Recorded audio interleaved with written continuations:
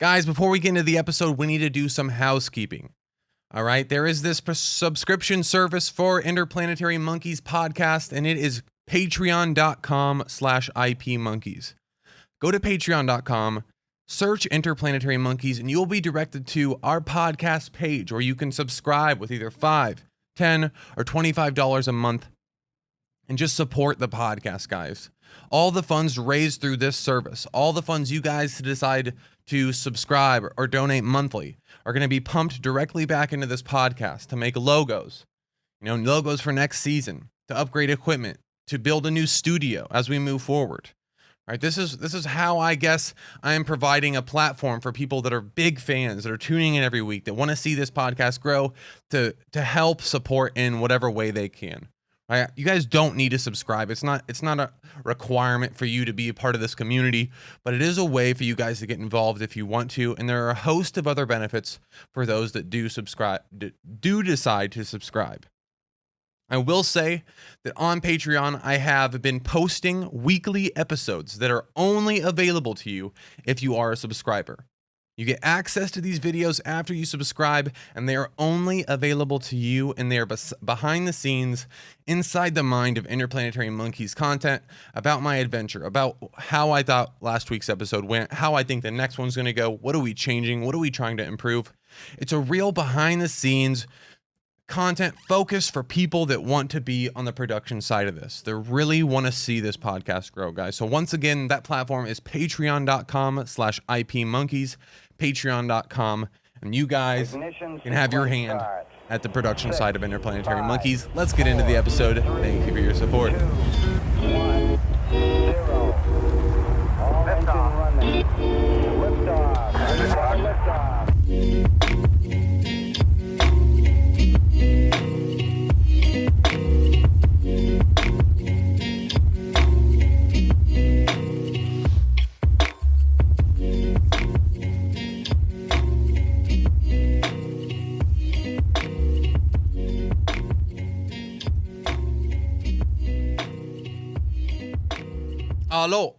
Hello. What is up, y'all? I hope you guys are all doing well, shining bright, doing crazy out of the box shite. All right. It's been a wacky, all over the place type of week for me. In between my insane Stranger Things binge, the greatest show on earth, my head has been all over the place. All right. So let's hop into it. First off, I am very angry with social media right now, friends. It has a grip on me, guys, that it hasn't had in a very long time. And if you listen to the podcast, you're probably very aware that I take pride in the lack of time I spend on socials and the way I optimize it to benefit me and where I'm going in life. But for whatever reason, recently, I'm on the app more than ever, and I'm fucking autopiloting into this scrolling machine every time I pick up my phone, and it's so sad, guys. Not only is it sad, but it's a complete dump of time and happiness. I don't even know these people, guys. I'm scrolling through these fake posts, feeling shitty about my social life and my lifestyle because I follow a bunch of random, beautiful, rich people that have lives and passions nowhere close to mine. What the hell am I doing? How stupid is this? What is the point exactly? And what am I even getting from this process? I have to do something about it, guys. I can feel it, right? Even sitting here in hindsight, I'm aware of it. I'm sure we're all aware of it when we're going through social media, but it still has that initial subliminal subconscious impact that scrapes away at your person, at something about your person, whether it be your drive or your faith in the path you're on. It's scraping at me, regardless of how aware I am of it.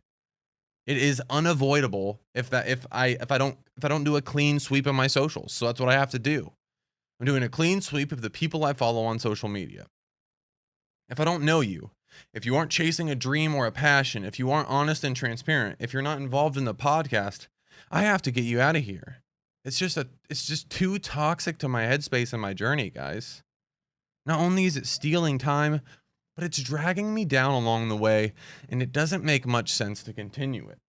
Right? So hopefully by following people that live completely different lifestyles than me, I can somewhat improve my experience from social media and avoid this negative side that so many people use to represent it. And it's this problem, right? This problem regardless of how aware you are, regardless of how much we talk about it on this pod, about how susceptible we are to that comparative mindset, if you don't set up the platform for your own success, that awareness isn't going to prevent the damage to be done. Right? I'm following people. I'm looking at posts of people smiling and having incredibly, diverse lifestyles. They're traveling around the world, and these people don't have the same passions as me. These people aren't in education. These people aren't pursuing a passion such as podcasting. They have time to do that stuff, but I don't see that. I don't realize that when I scroll past for that 2.5 seconds to see the post. All I see is someone with a more exciting life than mine currently is. At this very moment, in that instance, theirs is better than mine, and it drags me down. Right? And I suspect that this is the same for a lot of people. Right? I'll say it one more time, regardless of how aware you are that this is a possibility, that this happens on social media. If you do not set the platform up beforehand, if you do not have a preventative mindset for this, you will always fall a victim to the comparative mindset of the brain. Because it doesn't happen. It doesn't happen at the stage of awareness we're talking about. It happens subliminally. It happens instant. It happens in that 2-second window of you scrolling past someone on the beach in Mexico on a Wednesday at 2 p.m. when you're working. Okay, so we just got to fix it. We got to fix it. Absolutely. And hopefully I can clean up my experiences on social media. I'm already distancing myself, trying to do something about it, right? A little reactive action we're taking. But I'm trying to get to the source, guys. I'm trying to knock it down at the source and just make sure when I get off social media, I don't have this feeling of like, what am I doing? Or am I on the right path? I have this feeling of, damn, all right, we're good. We just need to work harder. Everybody's post I just saw was grinding towards a passion or a dream. And I am now motivated to get off my phone and go work more. So that's the goal, guys. Okay. And that is the absolute goal. That we are seeing posts that make us feel better and our updates from people that we actually care about. And also, we can include people that have awesome tattoos. Right? If you have awesome tattoos and you're on Instagram, DM me. I'm going to follow you. I need inspiration, guys, because I've been thinking about tattoos a lot recently.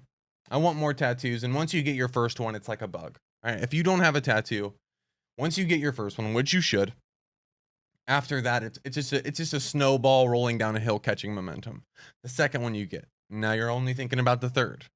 And specifically right now, I want a neck tattoo.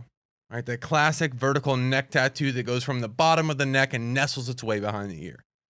Now I realize this is a bold move. Something that needs to be thought out and planned because it's going to pull a lot of eyes, as all neck tattoos do. We always notice the neck tattoo. So we have to make sure we sit on ideas for a couple months before we take the large leap, right? Maybe draw up some plans, maybe do some searching on Pinterest to get some art style ideas. So we're constantly thinking about it, guys. And I know I want to take this leap. I just don't know when is the right move, right? I'm a big spokesperson for tattoos and how culture has shifted around them and how they don't hinder job opportunities and so on. But the neck tattoo's a big leap, right?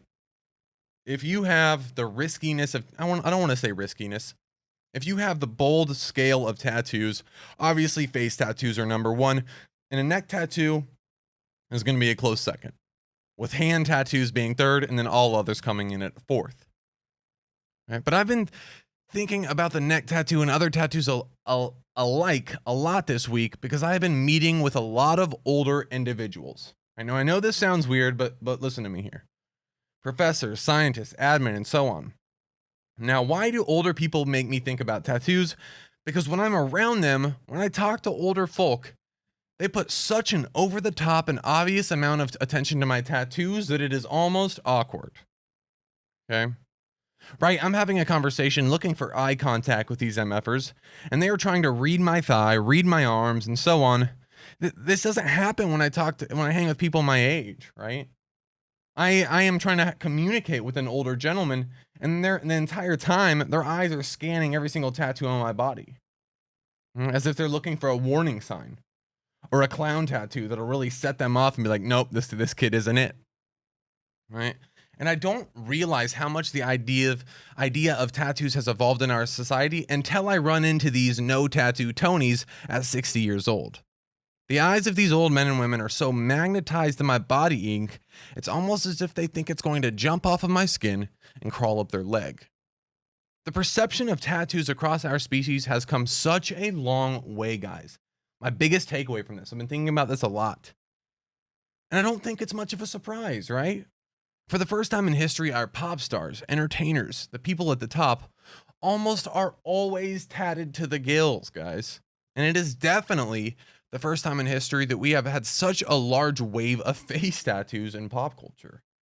My point here is that tattoos are now overwhelmingly just a part of culture compared to the last 100 years or so. And I believe that it has something to do, or it's coupled on this wave of self-expression and acceptance that we're seeing so overwhelmingly here in 2020 and the last 5 years or so alike. Right? The culture and acceptance of tattoos is hitching a ride on the huge movement of today that is self-expression and acceptance of just all humans. Right? It seems that more than ever, people judge people for who they truly are rather than the color of their skin, the tattoos on their body, the piercings on their face, and so on. All right. And the conclusion I came to is that we live in the freest of times, guys. I just had an overwhelming amount of thankfulness for the times that we live in after pondering this.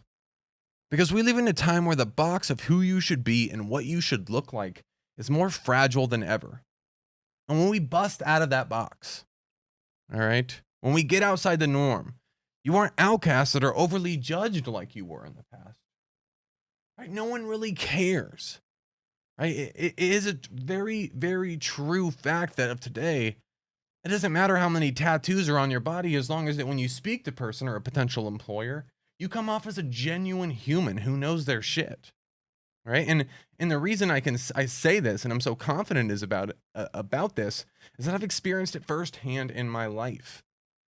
Being raised as a kid, I was told that tattoos would hinder job opportunities, or for degenerates, or for people who weren't successful. And I have a shit ton of tattoos, especially tattoos that are visible when I'm interacting with people. And I've gotten damn near every job I've ever applied for after, even in the age of my tattoos. Right? It doesn't hinder because people aren't looking at my appearance. They're listening to the words. Right? They're not seeing a tattoo degenerate. They're hearing someone who's articulate and who's passionate about what they're talking about. And it seems that that's really what matters of today, guys. All right? And it's just, like I said, it makes me so overwhelmingly thankful for the times that we were in. Because in the past, people didn't have it so good. Right? For example, I'll give you the most extreme example. There were times on Earth as a human where if you suggested things outside of which is accepted, you would literally be exiled, put in prison, or killed. I'm sure you all are familiar with Galileo, right? Mentioned at least once in every history book. Galileo was put in prison for life because he suggested that the Earth wasn't the center of the universe. Right now, we accept this as a fact because he was right. This was the truth, but it didn't matter. He went to the government or the people running the nation and said, hey, guys, we are rotating around the sun. Based on the math, I'm pretty sure we're rotating around the sun. And the Earth is not the center of the universe. All right? The universe does not revolve around us. And the government said, the people at the top said, no, you're done. That's outside the box. That's not what we believe. And you are going to spend the rest of your life in prison. Can you imagine living in a time like this, guys? Another one of the many reasons we've talked about to be extremely thankful for the times that we're in, right? We live in a beautiful world, especially here in the United States. The fact that we have the freedom we do to make podcasts and speak our mind, to tattoo our bodies, and to believe in whatever we want is something extremely beautiful and something to be thankful for, y'all. Okay, it's very, very beautiful. Right? And I think especially in the days with 2020 and COVID and the Black Lives Matter movement, people are defaulting to this mindset of if the world is so shitty right now. Everyone's so negative and scrounging for dirt, and our fear mongering and our Google fucking algorithms are putting shitty articles in our face. But behind it all, guys, is a very evolved and beautiful place where humans are the best they've ever been, right? And I don't think people are talking about this enough. Right? I don't think people are thankful enough for this, right? We have social media, the amount of beauty it's brought to our world, right? But yet we're dwelling a lot on the negatives. Well, rightfully so. We need to be prepared. We need to be aware of the negatives so we can, mitigate potential dangers. But my point is, last week we talked about the duality of life, right? Every coin has two sides. Every sword, every weapon is the weapon of life is a double-edged sword. And it seems that for whatever reason in 2020, we choose to look at the negative side more often than the light. All right. So that's why we're bringing this up. And that's why I think we should be thankful. And speaking of acceptance and shifts in culture, guys, I want to talk on the topics a bit of race and interracial relationships. And here is why. Very odd, very off the wall, but I told you. All right. I warned you guys. It was a very, very rocky week, right? We were all over the place. And honestly, why not just carry that over to the podcast? It's really not off brand. This podcast is a roller coaster ride of emotion every week. But here's why I want to talk about race and interracial relationships. Obviously, race is a hot topic for 2020. Okay. And rightfully so. There's some terrible stuff being brought to light on our TVs and news websites going on in the world. We've got some bad eggs among us that we need to get rid of. Absolutely. But we have come a long way as humans in regards to racial equality. Just think 70 years ago. It would be idiotic to claim that we haven't stomped out a majority of racism in the world when considering the amount of racial inequality that was present in 1950. The percentages of interracial marriages has increased from low single digits to somewhere around 15% today. And many of us have never even personally seen racism in action in 2020. And while this is all great, I want to project this pattern into the future. Right? What does this mean? Right? Things are evolving slowly. We get caught up in today. It's not good enough. We need to speed it up. Okay, fair enough. But the trend is there. Things are getting better. Races are becoming more meshed together. And things are becoming a little muddy in regards to ethnicity and race. And what does this mean for the future? I'm talking hundreds of years down the road. If interracial marriages are climbing, and society is putting an immense pressure on communities to remove any sort of racial prejudices that are there, who's to say it will ever stop? Right? I want to think about what this means for the future. I think it's very interesting. If it doesn't stop, what will the future of races and ethnicities look like? And I truly believe that very far in the future, I'm talking 200, 300 years, people with only one race or ethnicity may be non-existent, guys. Right? We have this melting pot now in the world today. In the last 70 years, we've gotten to a point where we are almost a melting pot of race and ethnicity. Where interracial marriages are not unique. They're not as surprising as they used to be. And 200, 300 years down the road, what if they're as common as racial marriages? Or same race marriages? I'm just thinking of a world where everyone is mixed. Right? There's the idea that your entire family is white or your entire family is black is very strange. A future where this is odd because everything has had time to mix, right? I bring this up because one, I want to bring light to this trend, right? Things are getting better and humans are evolving. And two, what is going to stop the trend? Right? What is going to stop this? I don't think anything will. I do not see anything in the way of this movement toward a future where race and ethnicity is unnoticed when creating families, communities, relationships, and so on. Right? What is to stop it? Right now, cultures and races are a lot like high schoolers at lunch. Right? We're all kind of at our own table somewhat. We've gotten a lot better though. In the last 100 years, we've gotten a lot better. We're mixing, right? The cliques, the groups are starting to kind of intermix in the lunchroom. People are getting a little more comfortable with each other. But I picture a future where that lunchroom, right? This lunchroom of races and ethnicities that is very cliquey and separated, or has been in the past of humans, is intermixed and almost unrecognizable. Where there's a unique person sitting, and there's a race and ethnicity represented at each lunch table. And not because of culture, not because of force, not because of social pressure, just because over time, we've gotten over these primitive monkey tendencies, this in-group, out-group stuff. Right? This idea that we only need to be around people that are familiar to us. I mean, this is a very primitive and monkey mindset. Right? This happens in the jungles. This happens with animals today.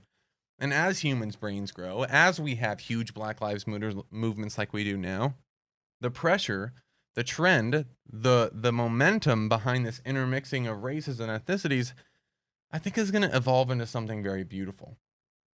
Or even talking about races and ethnicities will be a thing of the past. Will just be a very primitive idea, like a wagon wheel on a cart. And I think that's very beautiful, guys. I think that's absolutely extremely beautiful. What's going on with me, y'all? I got a new ring, all right? And to be honest with you, I was extremely excited. A nice silver feather design, this subtle silver showstopper, right? But I'm not sure how I feel about it. And I'll tell you why. I'm a couple rings and a nose piercing away from becoming a poster boy for homosexuality. All right, and no shade at sexualities either. We're all inclusive here. You all know that if you watch recent episodes. And also, if you watch recent episodes, you know I'm somewhat of a beacon, somewhat of a lighthouse for gay men. Okay? I've got to be careful with the amount of accessories I'm throwing on because I don't want to create any confusion. And based on my Instagram DMs and the guys reaching out, I'm already walking a fine line in regards to the sexuality I present to the world. Okay? So I'm trying out the ring, right? We're feeling it out, and I think we're good. I think we're gonna stick with it.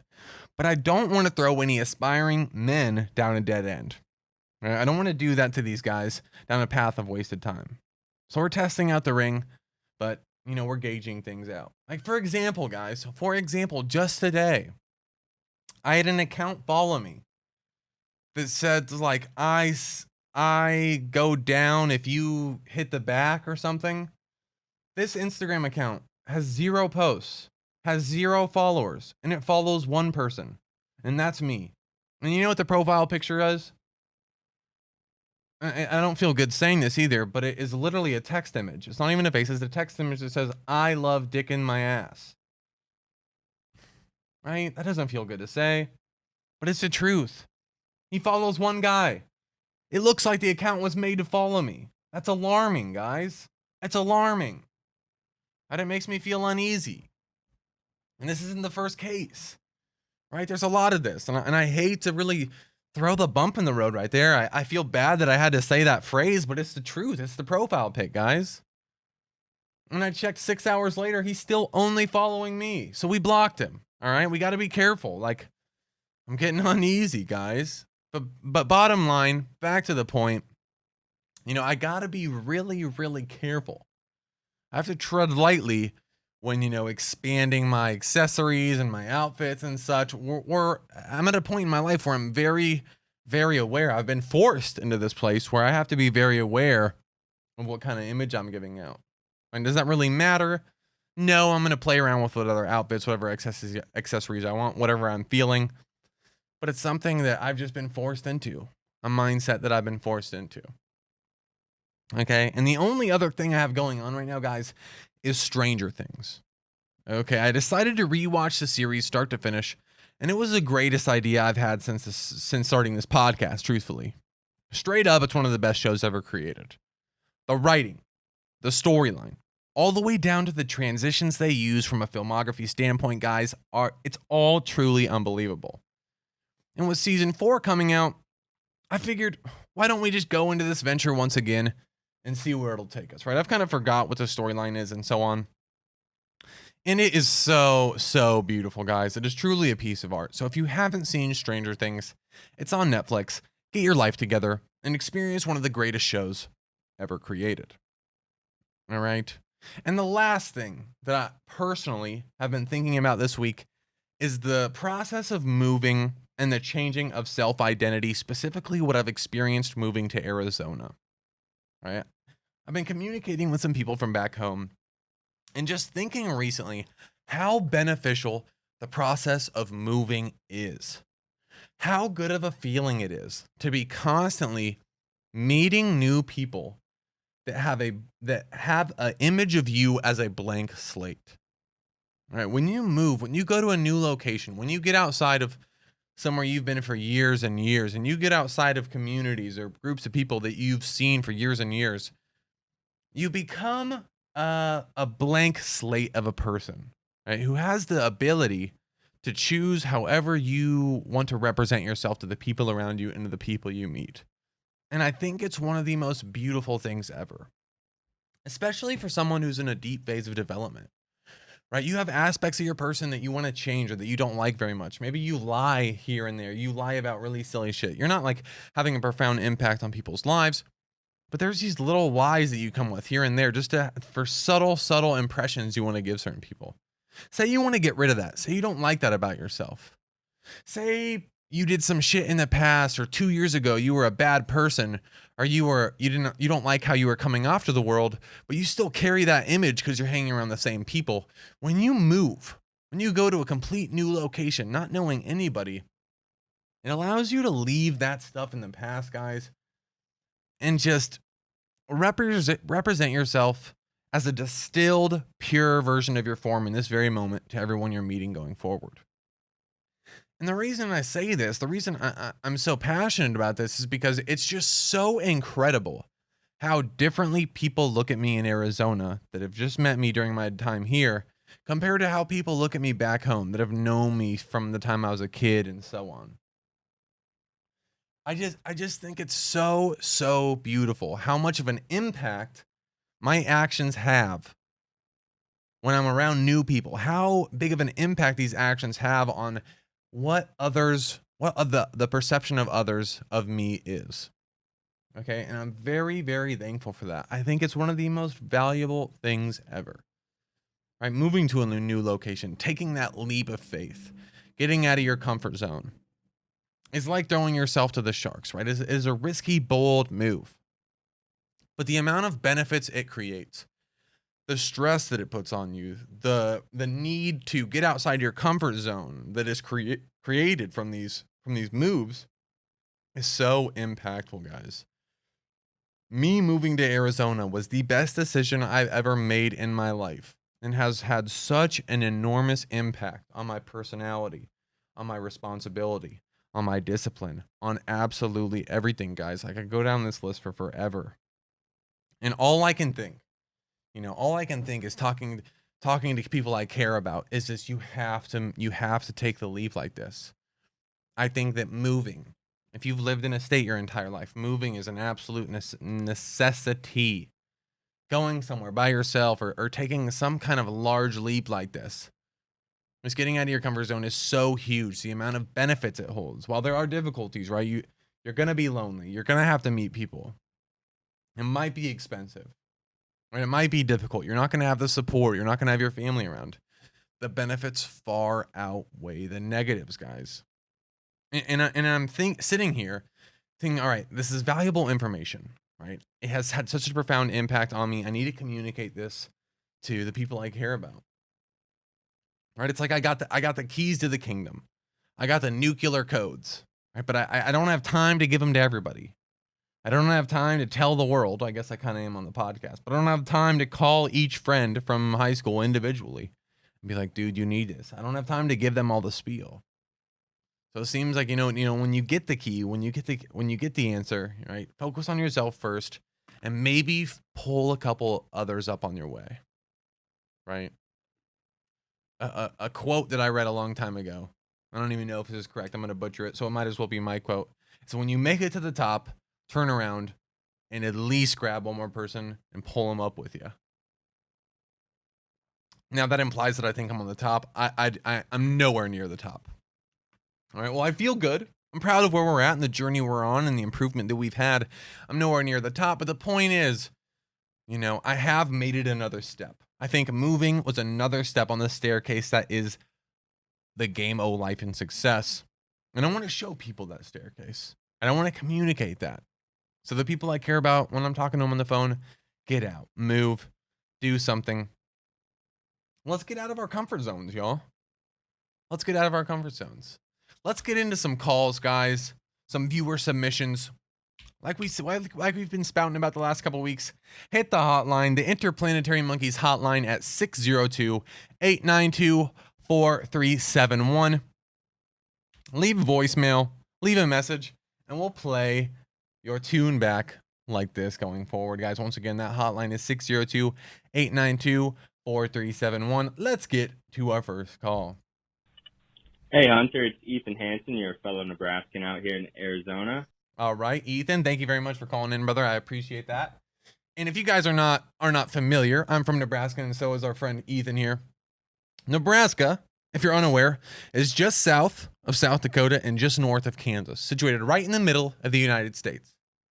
And now you may be thinking to yourself, Hunter, what an interesting geographical location. If ever presented with the opportunity to explore this land, should I take it? And I will tell you, absolutely no. Right? That hurts to say. It really does. I'm from this place. But no, you shouldn't. There's really nothing there. Right? There's beautiful people there. The greatest part about Nebraska is there's beautiful people. But beautiful people can't stop your car from sliding off the road in a nice storm and being totaled. All right? And that's just the truth. That's just the cold hard fact. All right, let's keep it moving. I just wanted to pose a question that goes along with the theme of your podcast and, our everyday betterment.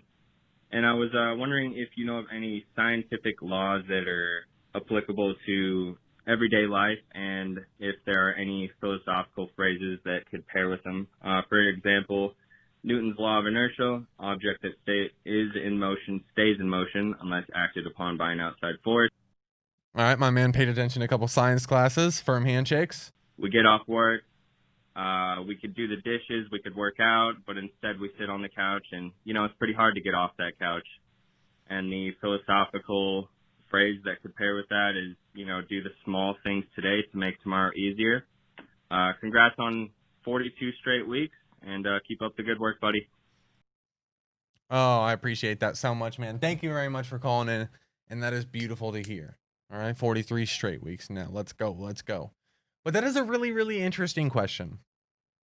Okay, and I'm going to read this back because it's kind of complex, and I might have to pull out the textbooks for this one. All right. So, do you know of any scientific laws that are applicable to everyday life? And if there are any philosophical phrases that you could pair with them?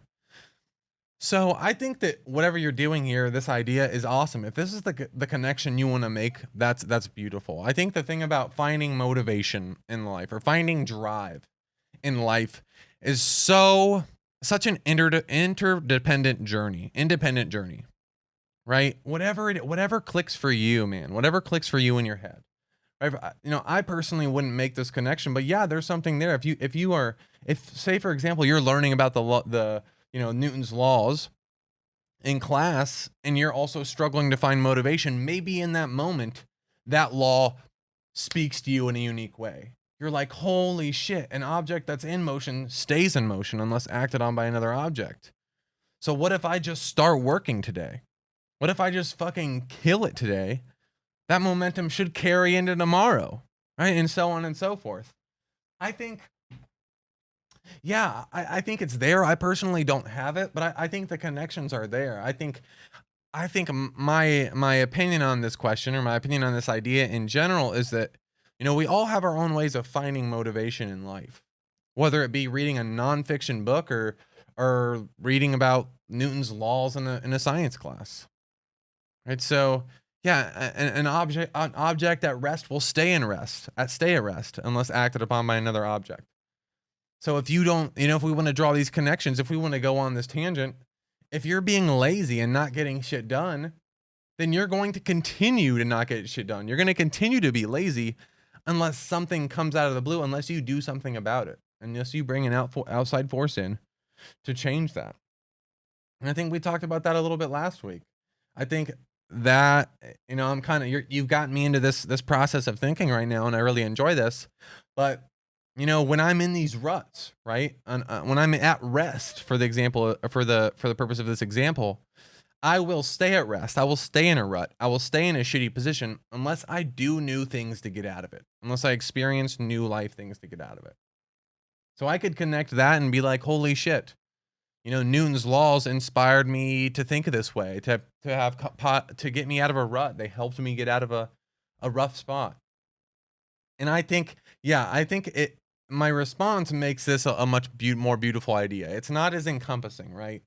You don't need to use scientific laws or philosophical phrases to get you out of a rut or to get you off the couch. You just need to find whatever your spark is. Right? I don't know what that is for you. I suspect that maybe someone who's a little more into science might bounce off this a little bit, but yeah, I don't know. We get off work, we could do the dishes, we could work out, but instead we took the couch, and it's pretty hard to get off that couch. And the philosophical phrase that I compare with that is, do the small things today to make tomorrow easier. Congrats. Yeah, man, I really like this. And that's beautiful. As long as, this shows that you're thinking about it. And I hope that's what people are doing. I hope that when you're in a shitty spot, a lot of people that go sit on that couch, a lot of people that go after work and know they have shit to do that go sit on that couch don't realize or are not aware enough to be like, oh shit, I am being a piece of shit right now. The fact that you have that awareness and the fact that you are searching for inspiration or motivation to get out of it or find ways to get yourself out of this groove, I think means that you're completely fine. Right? And I don't know if I'm taking a now I'm trying to be the therapist. But I think it's a general sense. I think you're on the right track. And as a general feedback for this, yeah, you can find inspiration in philosophical phrases. You can find inspiration in scientific laws. You can find inspiration in a cookbook, man. Whatever it is for you, you never know what is going to hit you with a little spark that's going to draw that connection in this big human brain of ours and get you where you need to be, man. Okay? So yeah, once again, I appreciate that, Ethan Hansen. And I hope things are going well for you in Arizona. So that hotline, guys, to go through that process is very simple. Just call 602-892-4371. Leave a message on the voicemail. And you just saw exactly what the first example is. All right. And Ethan notes in here with the theme of your podcast. Right. And he's right. I have a very scientific background. And bringing in the law, this idea of laws and scientific laws is very on board with my background. But the theme, what is the theme of this podcast, guys? Today we talked about homosexuality and accessories on my fingers, and we talked about Stranger Things. We talked about racial inequality. What is the theme of this podcast, guys? I don't think there is a theme. All right, my point here is that you don't need to put yourself in a box when you call in. You can literally talk about anything, any topic, whatever it may be, mental health. If you have a question about physics, whatever it may be, we are not, at no point do I want to place this podcast in a box, right? I don't want to be placed in a box. I don't want to be limited with the amount of content we can talk about. Just generally it's just a news and entertainment podcast. I truly believe that. Okay? So don't feel like you have to fit a specific mold when calling in or that you have to go off of a specific topic. Just listen to the podcast. If you're a fan of the podcast, if the podcast brings question to your mind or sparks different thought loops, call in and share it, guys. Because just like I'm doing, just like I'm talking into this mic every week, curating content and trying to get people to think about the world, your calls have an impact, right? Maybe your calls are that spark. Maybe your calls are that Newton's law that gets someone out of the thought loop they're in or that makes a connection for another viewer, right? That's the purpose. That's what I hope that we can get out of these calls and why I hope that we can start to improve viewership involvement and make this a little more of an interactive experience, guys. All right. I think that's it for me, guys. I think that's it for me. It's been a very low week for me, a very rut. Right? I don't think the podcast is lacking content, but just overall, right? This podcast is like a marker for the roller coaster that we talked about last week. The roller coaster that of life is very obvious to me when I sit down week to week at this computer and start writing for this podcast. Because I am constantly juxtaposing. There's a constant juxtaposition between my moods and my headspace week to week. I can notice when I'm down compared to last week, when writing isn't going as well, when my creativity is not flowing as well as it was last week. And it's just the ride we're on. All right, it's just the ride we're on. I'm not complaining. It'll make that 1 week where I sit down and it just flows so much better. It'll make that so much more enjoyable. So yeah, that's just the goddamn truth, guys. But we're living, we're exploring, we're getting out of our comfort zone. And yeah, guys, Get involved like these lovely humans did today. Get involved like Ethan did today, guys. I'm going to throw up a post, try to get some more people on. Like I said, I need to do a better job of communicating to the community that we have a hotline, that you guys can get involved. All right? All right, guys. That's it for this week's episode of Interplanetary Monkeys number episode 43. This is Hunter Klein, and I'll see you next week. Peace, peace.